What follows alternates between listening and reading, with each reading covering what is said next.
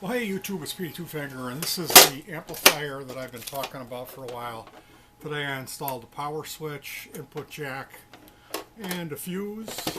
I had already mounted the board.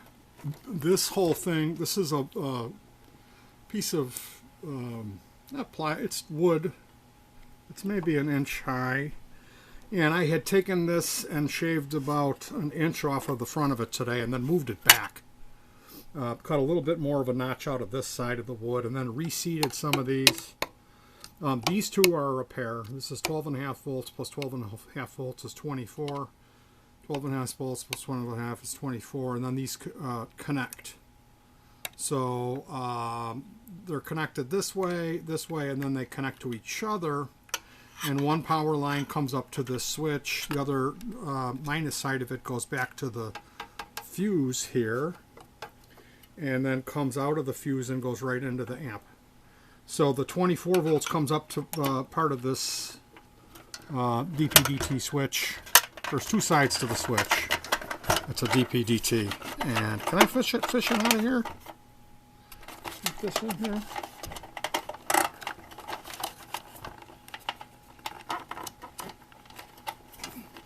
Well, it looks like I'm not going to do that right now. You're going to have to trust me.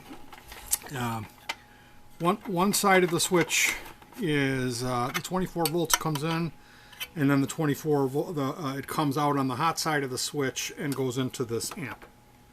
So when you turn the switch on, it goes through the switch and into the amp, and then also through this fuse. This battery pack is just 12.5 volts, and that's this yellow and the green wire. That goes to half of the other half of the DP-DT switch. It's a dual switch, and the idea is it sends 12 volts comes in, and then this red wire goes to the input of, that looks wrong. Anyway, yeah, this is a, no, it's right. This is a 7809 voltage regulator, okay? So the 12 volts comes into this, and what comes out is, on the other side, is 9.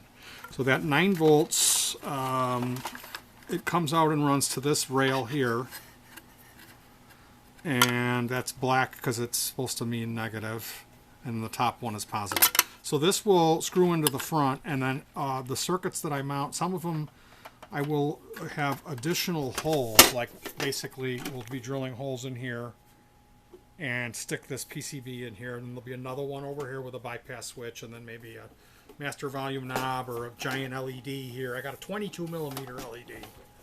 I don't know if I'm going to use that or not, but those additional circuits that go in the front, there's a distortion, there's a clean circuit, which is kind of a distortion, but not really. It's more like a very low gain overdrive. And then there's a noise gate, okay?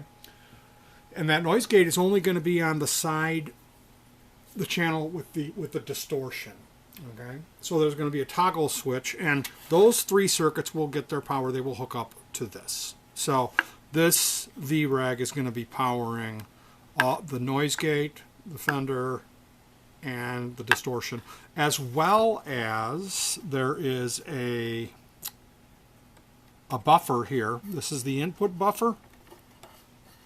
That's the same buffer that's in the Klon. It's a TLO72. And then here, this is there's a JFET. That's a Fetzer valve. And here you see the adjuster trim pot to set the the bias on that to 4.5 volts. And then here, this circuit originally called for a pot. And the thing is, like here, there's a trimmer here. This is the master volume. I think this is an input volume on this. And if I decide, like, oh, gee, I really want to access this Fetzer valve volume control, I can extend these wires and run it up to the front and have another volume pot. And I could extend this and have two more volume pots if I want. The thing is, the Lay Louis has volume and gain. The distortion has volume and gain, as well as a 3-band EQ. And then there's a single control for the noise gate, which I guess I'm going to mount that on the front panel. But the fact of the matter is we're going to have three here with 2 on top. Then there's going to be 2 for the other one, and then 1 for the noise gate. And then it's like, I don't know, we're kind of running out of room. And I really don't, I do not like having too many knobs. I'm not like, well, I built this fuzz and I realized if I put a pot in here, it would change the sound a little bit, and I could call it balls or scrotum or some kind of sexual term, vaguely disgusting thing. That's not my style at all. I am completely the opposite. I would rather have a 1 knob motherfucker because that's just what I prefer. So yeah, this one, I'm not going to know what it sounds like until I get done. I tested I really liked the clean circuit, and I did like the distortion circuit a lot. The Angry Charlie is a really good distortion box. I will probably dump some hot glue in here, you know, so I won't have to keep fiddling with these and press these down. Like I said, I thought that the Angry Charlie was a little dull. I thought that it didn't have as much high end. But with a distortion, you don't want to have a real lot of high end, and I think that this putting a Fetzer valve on the front end of it will help. The idea of having a buffer, then the Fetzer, I don't know. I'm not an amp designer. I think ultimately that I will have a volume control on the Fetzer valve.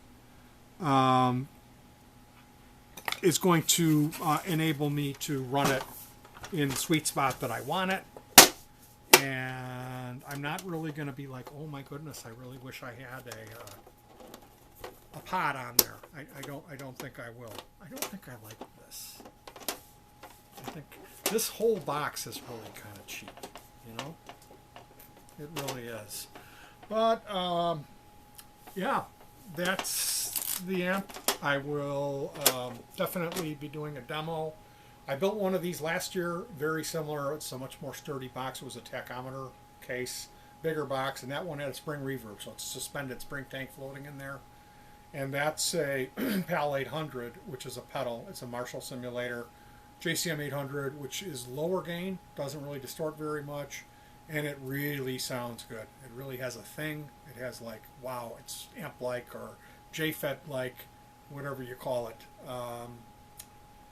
And I think this one will too. Combining that Fetzer valve with the Le Louis, I really think it's going to sound great.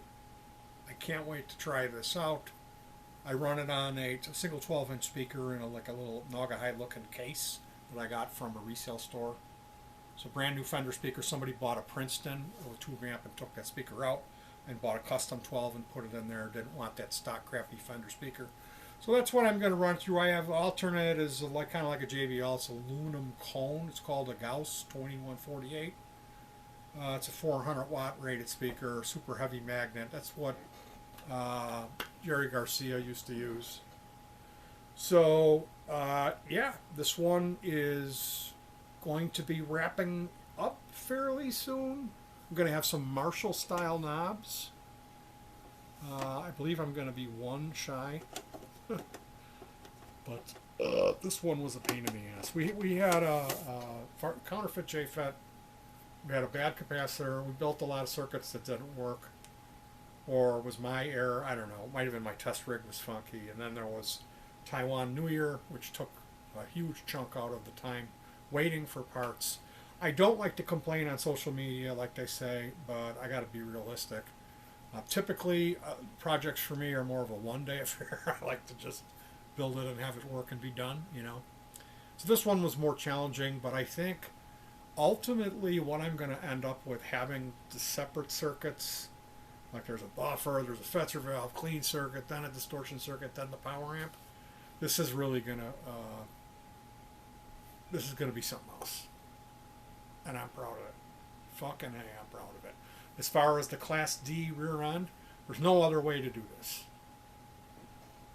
There's no other fucking way to do it. And I realize it may be rated at 100 watt and I'm only getting 30, and I could fucking care less about 100 watt. I say it's 100 watt because that's what it's rated at. Okay? So go fuck yourself with the comment section negativity.